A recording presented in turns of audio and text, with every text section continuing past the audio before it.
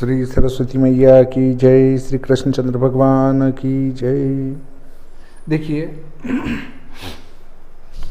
अभी संकष्ट चतुर्थी आने वाली है कल, अर्थात 15 अगस्त 2022 को संकष्ट चतुर्थी होगी। कई सॉफ्टवेयर्स में और पंचांगों में चतुर्थी सॉफ्टवेयर को देखकर आज 14 अगस्त 2022 को लिख दी गई, वो त्रुटिपूर्ण है। क्योंकि यदि हम देखें तो आज जो हमारी तृतीया है भाद्रपद कृष्ण पक्ष की, वो रात को 10:42 तक है। और आज सातुड़ी तीज थी, कजली तीज थी, और इसका चंद्रोदय था 9:03 नीमच नगर में। अब देखिए 9:03 और तिथि का समाप्ति काल है 10:42। तो जो आज जो चंद्रोदय हुआ वो किसी भी प्रकार से चतुर्थी में नहीं था। यदि हम इसको और भी कहीं पूर्व में ले जाएं तो जल्दी होगा चंद्रोदय, और पश्चिम में ले जाएं तो भी चंद्रोदय देर से होगा, पर देरी से भी इतना नहीं होगा कि वो तिथि समाप्ति काल के बाद चंद्रोदय हो। ऐसा पूरे भारत में नहीं होगा। अगर ऐसा पूरे भारत में नहीं होगा तो 14 अगस्त 2022 को केवल सातुड़ी तीज, कजली तीज रहेगी, और जो हमारा चतुर्थी है संकष्ट चतुर्थी, वो 15 अगस्त 2022 को रहेगी। अब देखिए, सॉफ्टवेयर बनाने वालों ने क्या डाला कि चतुर्थी को अगर चंद्रोदय चतुर्थी में न होते हुए पंचमी में हो तो चतुर्थी का व्रत तीज को होगा, पर वे ये भूल गए कि तीज में भी चंद्रोदय यदि वो चतुर्थी नहीं आती चंद्रोदय के समय, तो फिर उसका व्रत भी चौथ को करना पड़ेगा, चाहे उस दिन का चंद्रोदय पंचमी में क्यों न होता हो। तो देखिए, अब हम चतुर्थी लेते हैं तो 15 अगस्त 2022 को चतुर्थी सोमवार है, और उसका समाप्ति काल है रात को 9:09, और इस दिन का चंद्रोदय है वो 9:37। अब 9:37 चंद्रोदय है वो तिथि समाप्ति काल के बाद हो रहा है, अर्थात पंचमी में चंद्रोदय हो रहा है।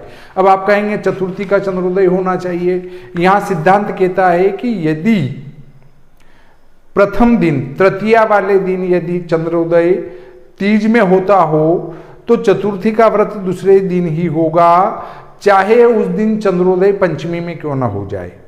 इसलिए इस तिथि निर्णय के सिद्धांत के अनुसार चतुर्थी का व्रत चतुर्थी को ही होगा 15 अगस्त 2022 को, और इसका चंद्रोदय होगा रात्रि 9:37 पर। यह नीमच नगर का मान है। अब सॉफ्टवेयर में देखेंगे तो उनने चतुर्थी आज कर दी, तो सभी ने चतुर्थी लोगों को आज बता दी चतुर्थी का व्रत आज है, मतलब 14 अगस्त को है, जो कि गलत और त्रुटिपूर्ण है। कई लोगों ने पंचांग को देख के लिखा है तो उनने सही भी लिखा है कि चतुर्थी का व्रत 15 अगस्त को है। तो कुल मिलाकर चतुर्थी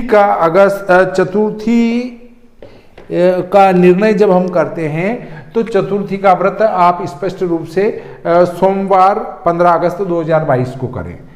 तो कजली तीज, इसका हमारा निर्णय हो गया। उसके बाद संकष्ट चतुर्थी का निर्णय हो गया।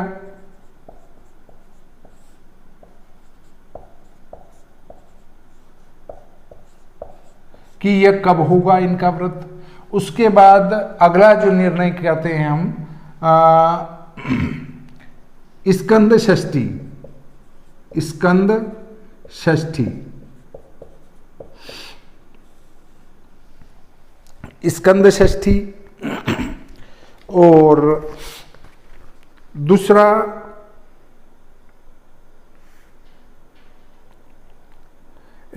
स्कंद षष्ठी के साथ ही व्रत होगा हमारा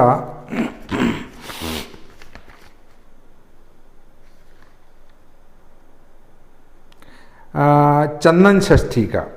हल चंदन षष्ठी का व्रत होगा। स्कंद षष्ठी गलत लिखा गया है, हल षष्ठी है ये। हल षष्ठी, इसको चंदन षष्ठी भी कहेंगे। स्कंद षष्ठी तो बाद में आएगी, वो अभी नहीं आएगी। कभी कभी बोलते बोलते त्रुटि हो जाती है।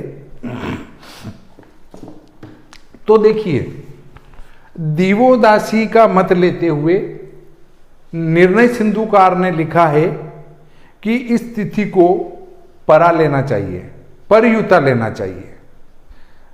परंतु जब एक कई मत है इसमें, निर्णय सिंधु में उनका अपना मत नहीं है, उनने दिवोदासी से मत उठाकर लिखा है, पर बाकी जितने ग्रंथकार हैं लगभग मौन हैं। जब ऐसी स्थिति उत्पन्न होती हो और जब हम इस हल चंदन षष्ठी का व्रत करते हैं तो उसमें माता बहनें चंद्रोदय देखती हैं, चंद्र दर्शन देखती हैं, चंद्र दर्शन करके अपना व्रत खोलती हैं। अब देखिए, इसी में उपछठ का व्रत भी करते हैं, अर्थात सूर्यास्त होते ही खड़े रहना है और जहाँ तक चंद्र दर्शन न हो जाए वहाँ तक खड़े रहना है, बैठना नहीं है। ये वाला व्रत भी इसी दिन होता है। तो इसके लिए चूंकि चंद्रोदय प्रधान है, इसलिए चंद्रोदय व्यापिनी तिथि लेना चाहिए। अब आप कहेंगे आप स्वयं निर्णय करता हो गए, नहीं, स्वयं निर्णय करता नहीं। जब सारे ग्रंथ मौन हों तब उस चीज का आश्रय लिया जाए जिसके आधार पर वो व्रत किया जाता हो। चूंकि इस व्रत का मूलाधार है वो है चंद्रोदय है, तो षष्ठी में जिस दिन चंद्रोदय होगा उस दिन हम इस पर्व को मनाएंगे। तदनुसार इसको पंचमी को मनाना है, अर्थात पंचमी को हमारी 16 तारीख रहेगी और 16 तारीख को ही हल चंदन षष्ठी रहेगी और इसका व्रत होगा। चंद्रोदय होगा रात को 10:11 पर।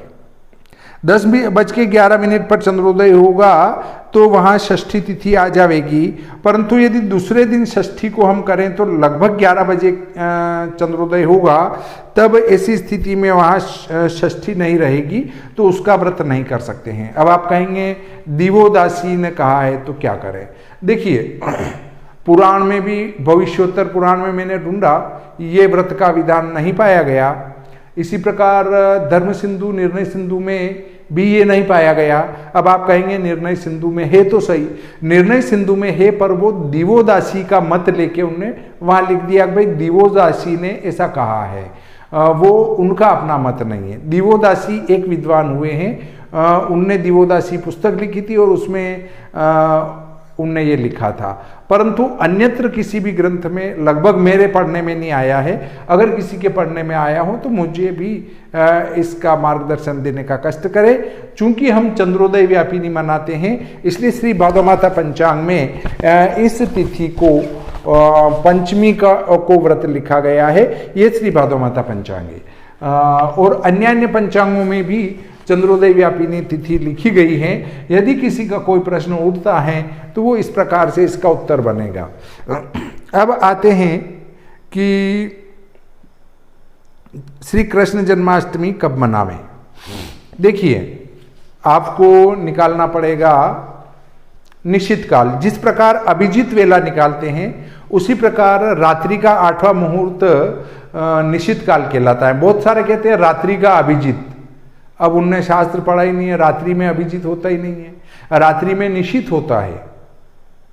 निशित सभी लगभग शुभ कार्यों में वर्जित माना गया है और उस निशित काल में भगवान नारायण ने श्री कृष्ण के रूप में अवतार धारण किया था। तो जब उनने निशित काल में अवतार धारण किया तो निशित काल में जिस दिन अष्टमी होगी उसी दिन श्री कृष्ण जन्माष्टमी मनाई जाएगी।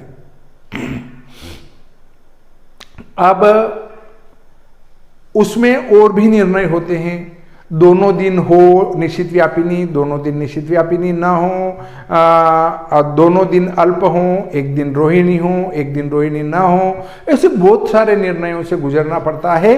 परंतु इस वर्ष तो सिर्फ एक ही शर्त लग रही है, वो ये है कि निश्चित काल में श्री अष्टमी जो है वो सप्तमी के दिन ही पड़ती है। सप्तमी के दिन ही निश्चित काल में अष्टमी होने के कारण से श्री कृष्ण जन्माष्टमी सप्तमी को मनाई जाएगी, सप्तमी गुरुवार को, और उस दिन तारीख होगी 18 अगस्त 2022। 18 अगस्त 2022 को श्री कृष्ण जन्माष्टमी मनाई जाएगी, क्योंकि इसी दिन ये निश्चित काल में है श्री कृष्ण जन्माष्टमी।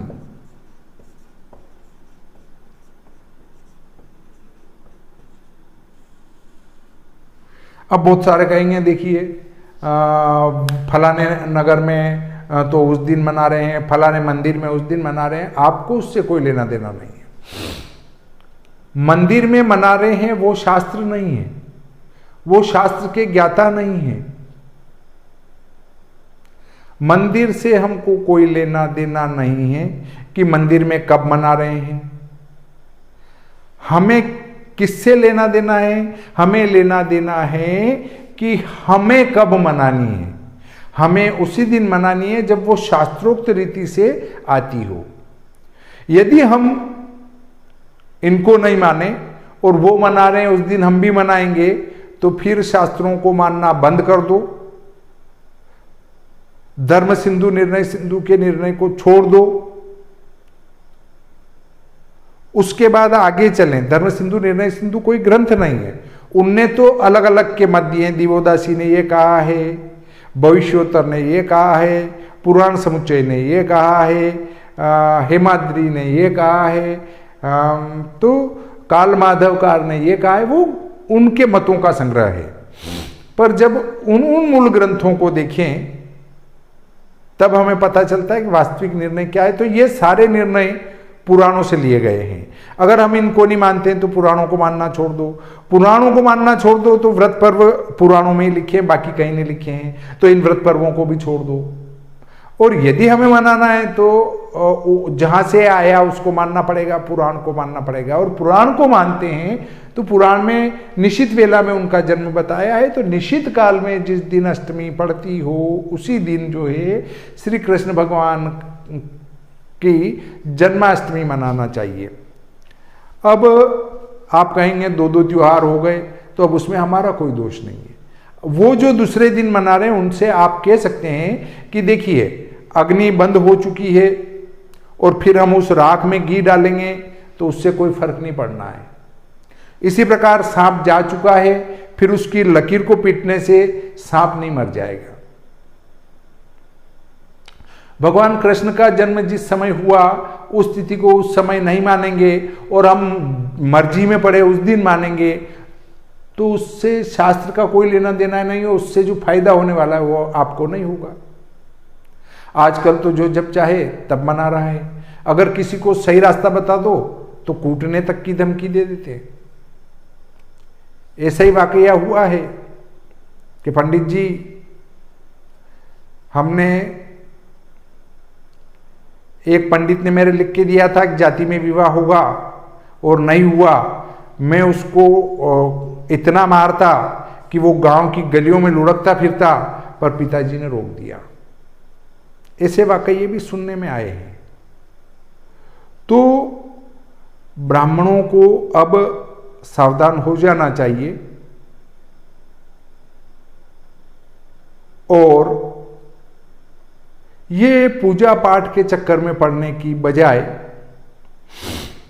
हमें अच्छी शिक्षा अर्जित कर, चाहे तो विदेश में जाकर नौकरी करें, पर नौकरी कर लेना चाहिए। क्योंकि यदि आप वेद पढ़कर भी अगर किसी मंदिर में पूजा करने गए तो 4,000, 5,000, 6,000 रुपये आपका वेतन होगा। अगर 6,000 भी दे रहे हैं तो 200 रुपये रोज। 200 रुपये रोज में आप 60 किलोमीटर मोटरसाइकिल ले जाके नहीं ला सकते हैं और वो विप्र अपने बच्चों को उचित शिक्षा नहीं दे सकता है। इसलिए विप्रों को चाहिए कि इन झंझटों से मुक्त होते हुए अच्छी शिक्षा अर्जित कर हमारे यहाँ नौकरी मिल जाए तो उचित है, नहीं मिले तो विदेशों में नौकरी मिल जाती है, विदेशों में जाके नौकरी करें।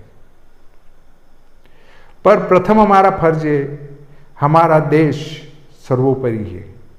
हम अपने देश में रहकर इसकी उन्नति के संबंध में सोचें, और जब यहाँ जॉब नहीं मिलती हो तब बाहर जाएं, वरना न जाएं। तो इस प्रकार आप समझ चुके होंगे कि श्री कृष्ण जन्माष्टमी का पर्व कब मनेगा। वो मनेगा हमारा 18 अगस्त को। 18 अगस्त 2022 को श्री कृष्ण जन्माष्टमी मनाई जाएगी। और वे जो उदया सकलागेया कहते हैं और उदय बल मिल रहा है, जिनके उदय बल मिल रहा है और जिनकी उदया सकलागेया है, वे लोग अष्टमी शुक्रवार 19 अगस्त 2022 को श्री कृष्ण जन्माष्टमी मनाएंगे। और वैष्णव संप्रदाय वाले पुष्टि मार्गी विद्वान लोग वे सभी इस जन्माष्टमी को 19 अगस्त 2022 को मनाएंगे, अर्थात अष्टमी शुक्रवार के दिन। परंतु हम सभी गृहस्थी स्मार्त हैं और इसलिए हमें श्री कृष्ण जन्माष्टमी 19 अगस्त 2022 को ही मनानी है, निश्चित वेला में। निश्चित वेला मतलब अर्धरात्रि में। और उसका भी मान होता है, मोटे रूप से कह दें तो 48 मिनट का मान होता है। उस 48 मिनट के अंदर अष्टमी आने से हम सप्तमी को ही श्री कृष्ण जन्माष्टमी मनाएंगे।